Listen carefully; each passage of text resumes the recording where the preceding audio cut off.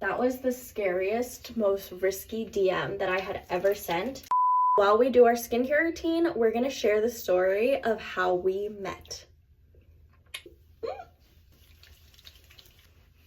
We just finished cleansing, and now we're gonna move on to my favorite step, which is optimizing skin recovery time with these two Abib products. Babe, did you know that optimal skincare recovery time is between the hours of 10 p.m. and 2 a.m.?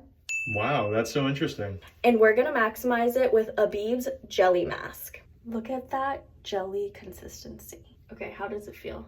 It feels really nice, like very, very soothing. And I thought it would feel really thick, but it is actually kind of light. Yeah, and it really just glides on. Yeah, I can tell. It's really soothing. So we had a mutual friend, and her name was Bella, and Bella kept insisting that she set me up with Jason, but I kept saying no. And then during the last 2 weeks of senior year, I would say, there was a party and she convinced me to go. I talked to Jason for maybe 15 minutes and I developed the biggest crush on him and followed him on Instagram that night. That night, yeah, probably overnight, midnight. But I never did anything about it. We're gonna optimize hydration even more by adding a collagen mask. So then after she followed me on Instagram, it was another few days before she said she did anything about it. And it was actually one random afternoon I was playing basketball with my friends at this local park.